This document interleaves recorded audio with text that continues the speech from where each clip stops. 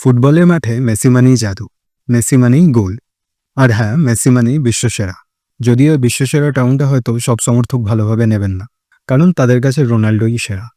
আর এই নিয়ে আমি নিজেও বিশেষ কোনো মন্তব্য করতে চাই না, কারণ রোনাল্ডো মেসি যুদ্ধকে আমিও সম্মান করি, যতক্ষণ সেটা হেলদি ওয়েতে হতে থাকবে। কিন্তু আজকের এই ঘটনাটা এই দুই তারকার লড়াই নিয়ে নয়, বরঞ্চ মেসিকে নিয়ে। তিনি এমন এক কাণ্ড ঘটিয়েছেন যা সবাইকে চমকে দিয়েছে। সোশ্যাল মিডিয়াতেও এটা নিয়ে বেশ ঝড় উঠেছে। প্রশ্ন উঠছে, লিওনেল মেসি কি ক্লাব বিশ্বকাপের ম্যাচে পিএসজির ভেটিনাকে মারতে গিয়েছিলেন? যদিও এটা মেসির সুলভ আচরণ নয়, তবে এই প্রশ্নটাই এখন সবার মুখে মুখে।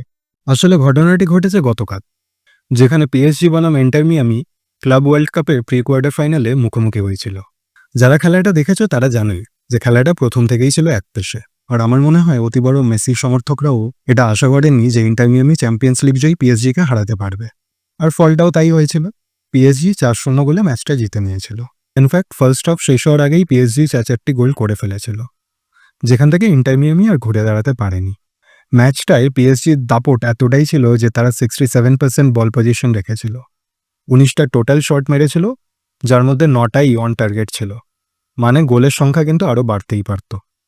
আচ্ছা, তবে মেসি, যিনি ইতিমধ্যে 38, অবশ্যই কিছু দারুণ মোমেন্ট ক্রিয়েট করেছিলেন, কিন্তু খেলার উপর এতটা প্রভাব ফেলতে পারেননি যে স্কোর লাইনটা অন্তত সম্মানজনক দেখায়। মেসি নিজে একটা অন টার্গেট শট নিয়েছিল, লুইস সুয়ারেজকেও একটা দারুণ পাস দিয়েছিল, যেখানে শুধু গোলরক্ষক দনারুমাকে বেট করলেই হতো। কিন্তু দুর্ভাগ্যবশত সুয়ারেজের প্রথম টাচ এতটাই খারাপ ছিল যে সুযোগটা নষ্ট হয়ে যায়। এরপরেও মেসি একটা হেডারের চান্স পায়, যেটা ডোনারুমা খুব ভালোভাবেই সেভ করে নেয়। আর এই সব কিছুর মধ্যেই ঘটেছিল সেই অপ্রত্যাশিত ঘটনা।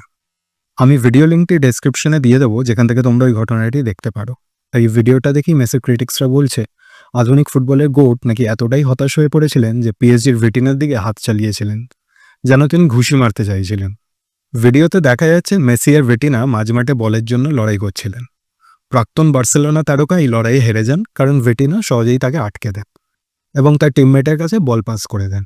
আর যেই না 1-1 পরিস্থিতি শেষ হলো এবং ভিটিনা বলটি তার টিমমেটের দিকে পাস করে দিল, তখনই মেসিকে দেখা যায় তার প্রতিপক্ষের দিকে একটু হিংসাত্মকভাবে হাতটা ছুটতে, যেন তাকে ঘুষি মারছে।